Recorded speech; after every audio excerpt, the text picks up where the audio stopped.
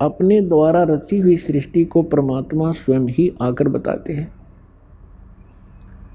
और परमेश्वर चारों युगों में आते हैं, अपने द्वारा रची हुई सृष्टि को स्वयं ही ज्ञान कराते हैं, वही सही सही बताते हैं। उन्होंने 600 वर्ष पहले अपनी प्यारी आत्मा धर्मदास जी से कहा था कि धर्मदास जी, जब तक ये मानव, ये प्राणी मेरे द्वारा रची हुई सृष्टि के इस ज्ञान को ठीक से नहीं समझेंगे, तब तक ये कोई भी अध्यात्म ज्ञान ग्रहण नहीं कर सकते और न ही इनको किसी भी अध्यात्म ग्रंथ का कोई सिर पैर पता लग सकता। तो ये जो सृष्टि रचना है, ये एक मास्टर की है आध्यात्मिक इस मार्ग को समझने के लिए। तो परमात्मा ने 600 वर्ष पहले आकर बताया था अपने प्यारी आत्मा धर्मदास जी को कि सृष्टि रचना कैसे की मैंने, और आप जी यहाँ इस काल के जाल में कैसे फंस गए, आपकी क्या हालत है, कोई जीवन है आपका। भले ही हम देखम देखा एक दूसरे को देख कर यहाँ टाइम पास कर रहे हैं, और अज्ञानता के कारण हम अपने आप को बहुत चतुर भी समझ बैठे हैं, क्योंकि थोड़ी सी शिक्षा होगी, कोई डॉक्टर बन गया, कोई इंजीनियर, कोई राजनेता बन गया, कोई वकील एडवोकेट, कोई जज बन गया, और हम अपने आप को घना इंटेलिजेंट और चतुर मान बैठे। हम आज भी, चाहे कुछ भी, कितनी ही एजुकेशन आपके पास है, आप केवल जीव हैं। हम सभी अभी तक जीव हैं, और जीव की कोई औकात नहीं है। आज मृत्यु हो जाती है, चाहे राष्ट्रपति बना हो, कल गधा बन जाएगा। जो भक्ति नहीं करता तो खाक पर बूता यहाँ की। इसलिए जब तक हमने अपना ये दातम ज्ञान अच्छी तरह समझ में नहीं आएगा, जिसकी जानकारी नहीं होगी, तो हम ऐसे ही भटकते रहेंगे और कोई भी हमें भ्रमित कर देगा। कबीर साहब कहते हैं कि ज्ञान संपूर्ण हुआ नहीं, हृदय नहीं छिदाया, इस देखा देखी भक्ति का रंग नहीं ठहरा। अब परमात्मा एक सब मानते हैं। जब परमात्मा एक है तो उसके पाने का मार्ग भी एक ही है, अनेक नहीं हो सकते। तो फिर ये नाना धर्म कैसे बन गए, ये भिन्न भिन्न पंथ और मार्गदर्शक कैसे पनप गए?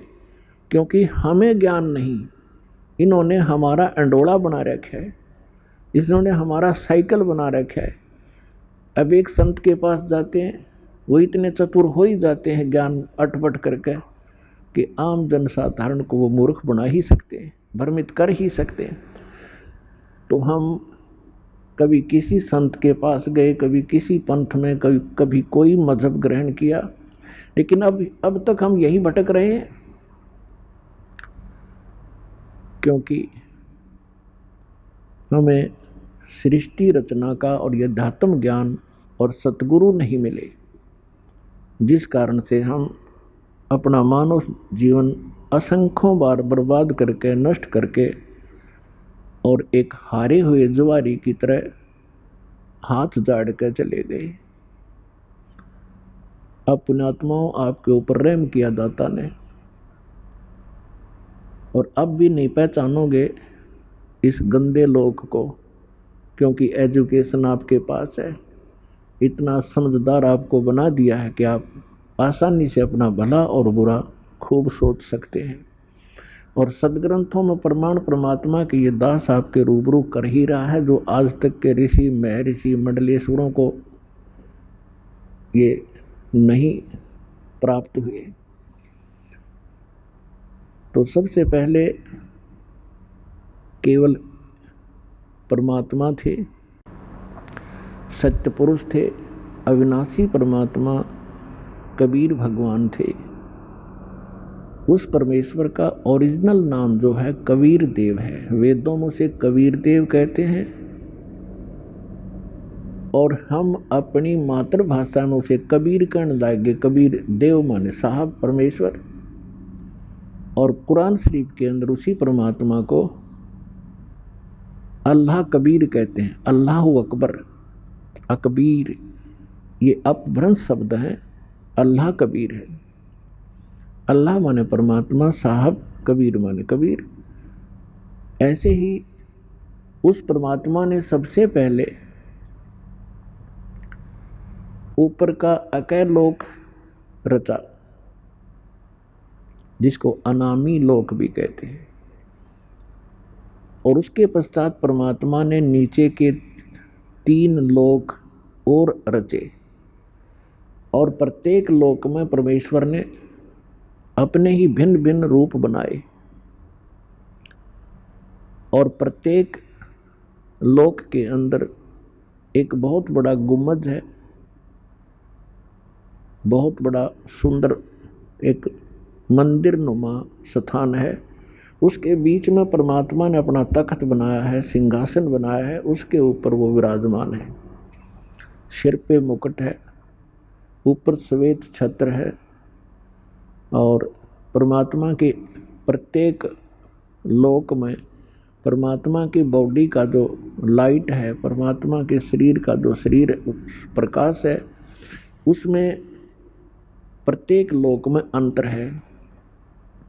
सतलोक के अंदर परमात्मा के कबीर परमेश्वर जी सत्यपुरुष के एक रोमकूप में जैसी छिद्र है बालों का, इसके करोड़ सूर्य मिला दे, करोड़ चंद्रमा, इतना नूर है पूरी बॉडी का।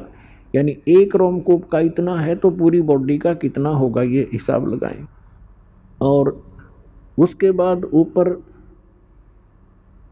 अलख लोक है, उसके अंदर परमात्मा के ऐसे सिंहासन पर विराजमान है, और वहाँ उनके शरीर की जो शोभा है वो एक रोमकूप में अरब सूर्य और इतने ही चंद्रमा दोनों मिला दे तो भी परमात्मा के एक रोमकूप की जो रोशनी है वो तेज है। उसके बाद अगम लोक है। अगम लोक के अंदर परमात्मा के एक रोमकूप की रोशनी खरब सूर्य के तुल्य है। एक रोमकूप की सारी बॉडी की कितनी होगी आप हिसाब लगाएं। उसके बाद जो अकय लोक में परमात्मा विराजमान है, तो उनके एक रोमकूप की जो रोशनी है शंख सूर्य, नील पद्म शंख सूर्य जितने प्रकाश है। सतलोक के अंदर परमात्मा ने सबसे पहले सृष्टि रचना की है। परमेश्वर कबीर जी ने आदरणीय धर्मदास साहिब जी को बताया, तो वो ज्ञानदास अपने शब्दों में आपके रूबरू करेगा। सबसे पहले परमात्मा ने एक वचन से 16 द्वीपों की रचना की सत्यलोक में, और फिर परमेश्वर ने अपने वचन से 16 सुत उत्पन्न किए, 16 पुत्र। प्रत्येक को एक एक द्वीप में रहने का आदेश दिया। कुछ समय उपरांत परमात्मा ने अपने उन्हीं 16 उत्पन्न पुत्रों में से, जिनमें से एक अचिंत है, उसका नाम अचिंत है, उससे कहा कि आप सृष्टि रचना करें, और परमात्मा ने उसको शक्ति दे दी, वचन दे दिया, आशीर्वाद दे दी। अचिंत ने अपने वचन से अक्षर पुरुष की उत्पत्ति की, और परमात्मा ने उन्हीं प्रत्येक द्वीप में एक मान सरोवर की रचना की। उस सतलोक के अंदर एक मान सरोवर की रचना भी उन द्वीपों के साथ ही की। और छोटे छोटे सरोवर तो सभी लोकों द्वीपों में बनाए ही जाते हैं। तो अक्षर पुरुष स्नान करने के लिए उस मान सरोवर में चले गए, तो पुण्यात्मा वहां श्वासों से शरीर नहीं है, तो वहां जाकर के उसने पहले स्नान किया, फिर उस शीतल जल के अंदर आनंद से लेट गए, निंद्रा आ गई। काफी समय तक वो बाहर नहीं आए। अचिंत ने परमेश्वर से कहा कि परमात्मा अक्सर पुरुष उठ नहीं रहा है और मैं सृष्टि रचने में हेल्पलेस हूँ, विवश हूँ, जब तक वो सरोवर से बाहर नहीं आएगा। तब परमात्मा ने कहा कि बेटा, मैंने आपको इसलिए ये सृष्टि रचने के लिए कहा था, और मुझे मालूम था कि आप नहीं कर सकते, लेकिन बीच में आपके कर्म बिगड़ जाते, आप सभी अपनी महिमा की भूख में कहीं गड़बड़ ना कर देते, इसलिए समर्थ का काम समर्थ ही कर सकता है, आगे से सावधान रहना पुत्र। यानी इस झटके से उन सभी जितने भी पुत्र थे जब तक उत्पन्न हुए थे, उन सभी को ये एक अच्छा लेसन प्राप्त हुआ। उसके बाद परमात्मा ने क्या किया, उसी सरोवर से थोड़ा सा अमृत लिया, अपने वचन से एक अंडा बना दिया। अंडे में अपने ही बॉडी से, शरीर से, वचन से एक आत्मा उसमें प्रवेश कर दी और उस अंडे को उस सरोवर में छोड़ दिया। अंडा गड़गड़ करता हुआ जा रहा था, काफी विशाल अंडा बना दिया। एक तो पुण्यात्माओं, भक्ति मार्ग के अंदर, अध्यात्म मार्ग में आप अपने विज्ञान को मत अड़ाना, क्योंकि अध्यात्म मार्ग में कोई इम्पॉसिबल चीज नहीं होती। हमारी बुद्धि उसको ग्रहण नहीं कर पाती, वो हमारी कमजोरी है। इसलिए कोई भी ज्ञान दास आपको बतावे वो गॉड गिवन है। आप बालक हैं, आपकी बुद्धि नहीं कैच करे तो उसको नकारा ना करना, स्वीकार करना। अब जो ही वो अंडा नीचे को जा रहा था, अक्सर पुरुष की निंद्रा भंग होगी। जैसे कोई किसी को अधूरी निंद्रा से जगा दे किसी कारण से भी, तो उसको थोड़ा सा क्रोध होता है। इसी शोर आवाज से वो जागा और क्रोध से देखा कि किसने मेरी निंद्रा भंग करी। वो कोप अंडे में प्रवेश हुआ, जिस कारण उस कोप से अंडा फट गया। उसमें से ये ज्योत निरंजन सर पुरुष निकला। परमेश्वर ने कहा कि तुम दोनों बाहर आओ और अचिंत के द्वीप में चले जाओ। अक्षर पुरुष और सर पुरुष ये दोनों आज्ञा का पालन करके अचिंत के द्वीप में चले गए। उसके बाद परमेश्वर सत्य पुरुष ने, कबीर जी ने अपने वचन से हम सभी आत्माओं की रचना की और हमारे लिए सबके अलग अलग महल बनाए, सुंदर द्वीप बनाए, बहुत लंबे चौड़े, और पूरे सतलोक को सदाबहार वृक्षों से युक्त कर दिया। और वहाँ का जो मटेरियल है, वहाँ के जो पदार्थ हैं, बहुत ही स्वादिष्ट और कभी नाश न होने वाले, कभी समाप्त न होने वाले हैं। फिर क्या हुआ, कुछ दिनों के बाद इस ज्योत निरंजन के अंदर एक खरपतवार पैदा हुआ, खुरापात। इसने क्या विचार किया कि हम 3 जने एक द्वीप में रह रहे हैं और सभी जितने हमारे भाई हैं वो अन्य भिन्न भिन्न द्वीपों में रह रहे हैं। तो उसने क्या अपनी बुद्धि से सोचा, उसने तप शुरू किया।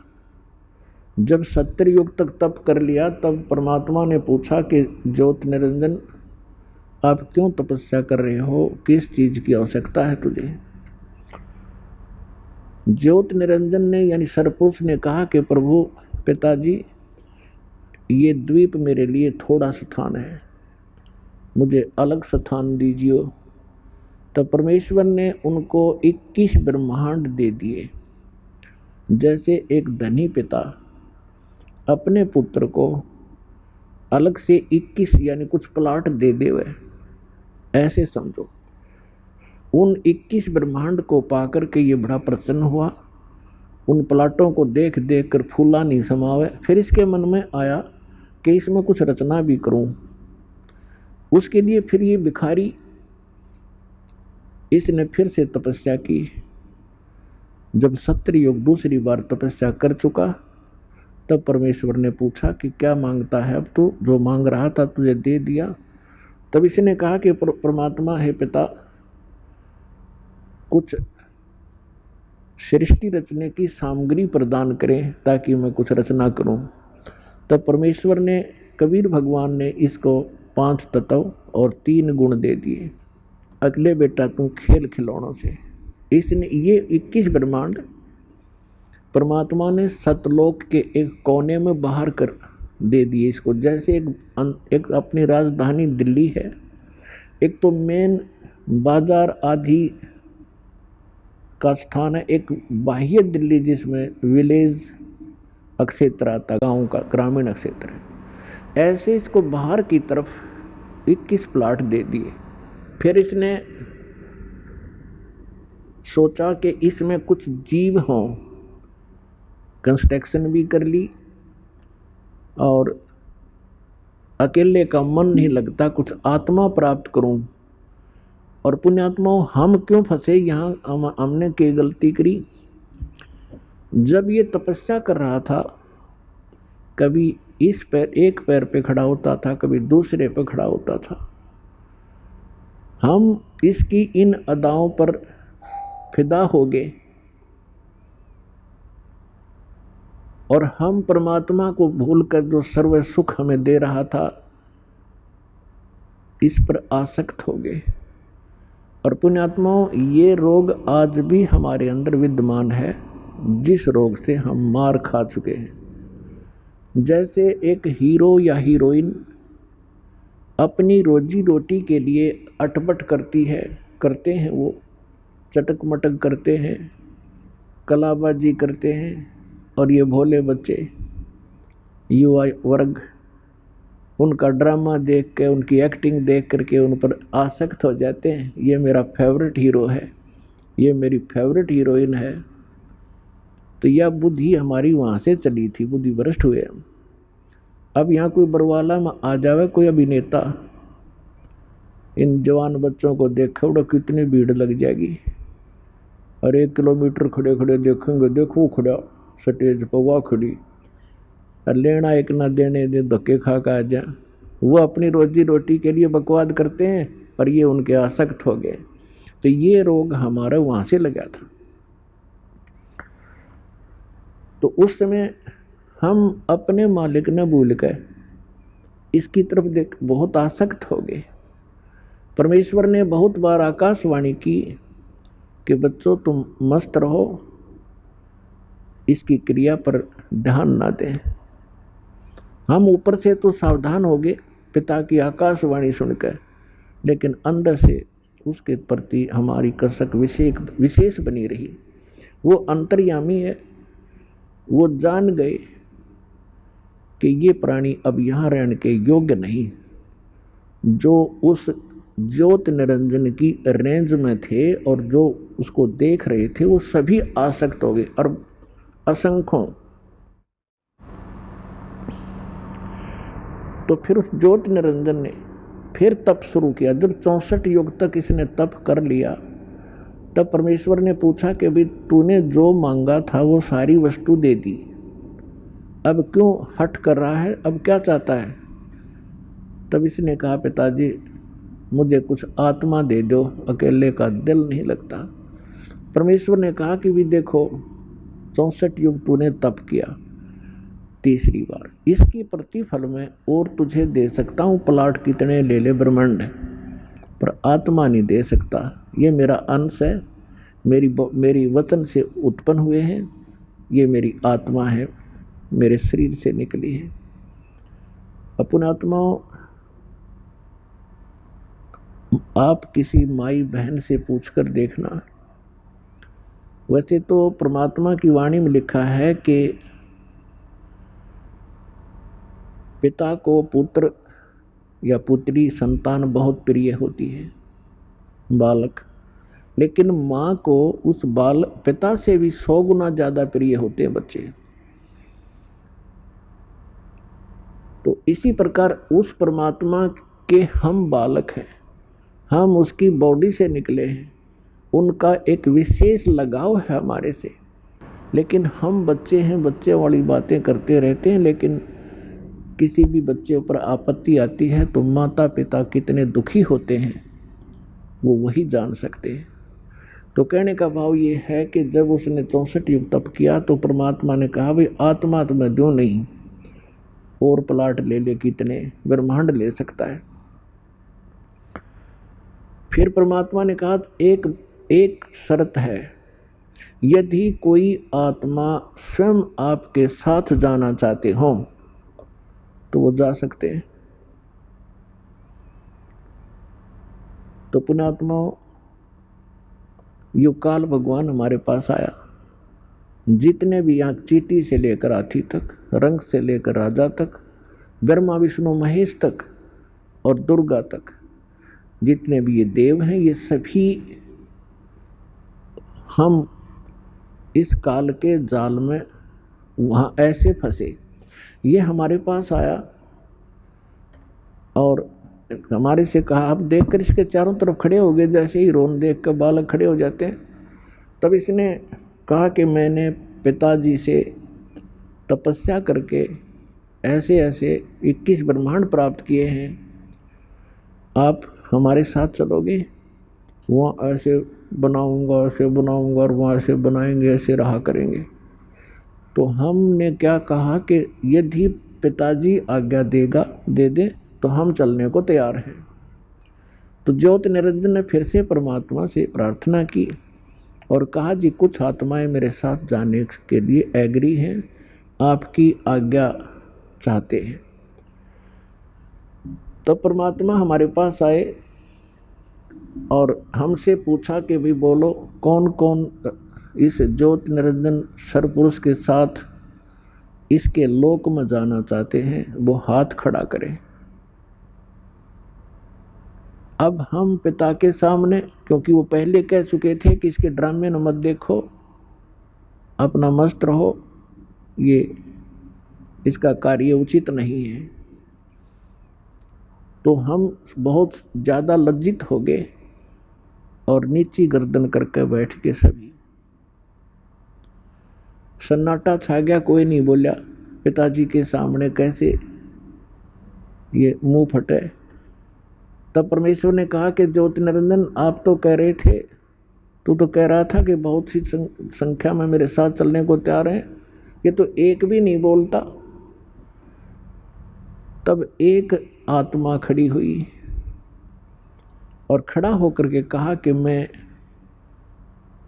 इनके साथ जाना चाहता हूं। हमने सोचा कदे ये एक लिए यही आत्मा सारा मजा ले जा, हम पीछे रह जा। तो देखा हमने भी फिर दोनों हाथ खड़े कर लिए असंख्यों। तब परमात्मा ने कहा, ठीक है भाई, जिसने भी आपके साथ जाने की इच्छा व्यक्त की है उनको मैं आज्ञा देता हूं, लेकिन मैं अपने हिसाब से भेजूंगा, ऐसे ठीक नहीं, आप जाइए अपने लोक में। तो परमात्मा ने सबसे पहले जिस आत्मा ने खड़ा होकर के सबसे पहले स्वीकृति दी थी उसकी लड़की बना दी और उसके अंदर हम सभी आत्माओं को बीज रूप में सूक्ष्म बनाकर फीड कर दिया। अपने आत्माओं, इस विज्ञान से हमें बहुत कुछ शिक्षा प्राप्त होगी। आप देखते हो हमारी बॉडी के अंदर आज के डॉक्टर आपको बताते भी हैं कि 1 ग्राम ब्लड में कितने कीटाणु होते हैं। 4-4 लाख, 5-5 लाख, कितने प्रकार के कीटाणु हमारी बॉडी में हैं। तो इसी प्रकार परमात्मा ने हमें सूक्ष्म रूप में इस दुर्गा, उसका नाम आदि माया रखा, जिस जो आगे चल के दुर्गा देवी रूप नाम से प्रसिद्ध हुई।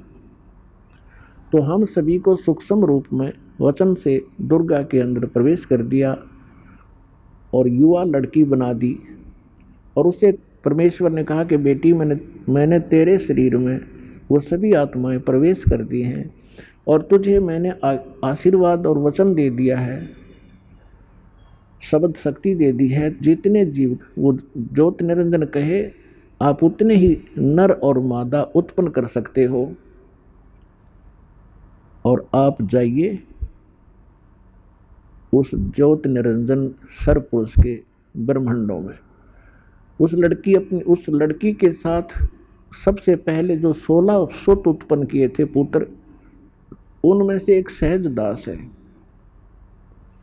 उस सहज दास को उस लड़की के साथ भेज दिया कि अपनी बहन को और उसको ज्योत निरंजन के पास छोड़ के आइए और उसको बता दीजिए कि इस लड़की को पिताजी ने वचन शक्ति दे दी है, जितने जीव तू कहेगा ये उत्पन्न कर देगी। सहजदास जी ने आज्ञा का पालन किया, अपनी बहन को लेकर के वहां पहुंचा। ज्योत निरंजन से जो भी पिता ने कही थी वो सारी वाणी सब वचन वो आज्ञा सुना दी और कहा कि इस लड़की बहन के शरीर में वो सभी आत्माएं हैं जो तेरे साथ आने की इच्छुक थी और इसको वचन दे रखा है जितने तू नर मादा कहेगा उतने ही ये उत्पन्न कर देगी। जोगजीत वहां छोड़कर अपनी बहन को वापस आ गया। अब युवा होने के कारण लड़की का रंग रूप निखरा हुआ था। अपने आत्माओं, ये रोग भी यहाँ के प्रत्येक प्राणी में वहीं से लगा था। अकेली लड़की को देखकर इस काल के मन में बड़ा दोष उत्पन्न हुआ, इसके आव भाव बिगड़ गए, लड़की के साथ बदतमीजी करने लगा। दुर्गा ने अपनी इज्जत रक्षा के लिए बहुत सी विनय की और बहुत से एग्जाम्पल भी किए कि ज्योत निरंजन विचार कर, पिताजी की दी हुई वचन शक्ति मेरे पास है और जितने जीव तू कहेगा मैं उत्पन्न कर दूंगी। तू मेरे साथ ही जुल्म ना कर, बदतमीजी मत कर, ये ग्रस्त सृष्टि ना प्रारंभ कर। और देख, पहले आप अंडे से उत्पन्न हुए पिताजी के वचन से उन्हीं की आत्मा हो तुम, तो मैं उन्हीं के वचन से मैं उत्पन्न हुई हूँ। तू मेरा बड़ा भाई है, मैं तेरी छोटी बहन हूँ और बहन भाई का ये क्रम महापाप का कारण होता है, तो ऐसा जुल्म ना करे। पर इसने एक नहीं सुनी और हद से ज्यादा बढ़ गया बदतमीजी करता हुआ और कहा कि यहाँ और तू और मैं है और यहाँ कोई नहीं आ सकता। लड़की ने देखा कि ये तो बकवास करने पर तुल गया, अपना सूक्ष्म रूप बनाया और जो ही वो बकवाद करने के लिए मुंह खोले हुए था, आलिंगन करता हुआ उसके मुख के माध्यम से और पेट में चली गई और कहीं अपनी इज्जत की रक्षा उसने कहीं लगी नहीं, कोई बचाव का स्थान नहीं दिखा। और वहां से पुकार किया कि हे पिताजी मेरी रक्षा करो, मेरे साथ ऐसे ऐसे बदतमीजी कर दी और अपनी इज्जत रक्षा के लिए मैंने इसके पेट में शरण दे रखी है, मुझे बचाओ। परमात्मा को पता था कि इन्होंने भरी थाली कर ठोकर मार दी, या सारे सुख उपलब्ध थे और इस दुष्ट के साथ ही आकर्षित होकर इससे लेंगे टिंडे। अपने आत्मा बहुत सी शंकाएं उत्पन्न होती हैं प्रथम बार जो इस सृष्टि रचना को सुनते हैं, लेकिन ये कोई डूम बाट के गीत नहीं है। हमने आज तक जो भी ज्ञान सुन रखा था वो बिल्कुल इनकम्प्लीट था, कोई सिर पैर नहीं था उस ज्ञान का। तो यहाँ परमात्मा ने क्या किया, अपने ही पुत्र जोगजीत का रूप बनाया और वहाँ ज्योत निरंजन के उस 21 ब्रह्मांड में पहुँच गया, उस स्थान पर जहाँ वो खड़ा था। जोगजीत को देखकर वो एकदम सतर्क हो गया और कहा कि ज्योत निरंजन तूने बड़ा जुल्म कर दिया और आदेश सुन ले परम पिता का, आज से तेरा नाम काल होगा तो उस लड़की का काल का कारण बना, क्योंकि इसने अपनी इज्जत रक्षा के लिए तेरे पेट में शरण ली। लड़की को परमात्मा ने जोगजीत रूप में ज्योत निरंजन का पेट चाक करके वचन से वह लड़की बाहर निकाल दी, पेट पर चीर के, और कहा कि तुम दोनों यहां से निकल जाओ। आज से तुझे ये श्राप लग गया है, 1,00,000 मानव शरीरधारी तू नित्य आहार करेगा और 1,25,000 की उत्पत्ति डेली करा करेगा, और चले जाइए यहाँ से अपने 21 ब्रह्मांड लेकर। ऐसे उस पवित्र लोक में ऐसे दुष्टों की कोई स्थान नहीं है। अब दुर्गा ने गलती की, सबसे पहले खड़ी हुई, अपने पिता ने भूल के।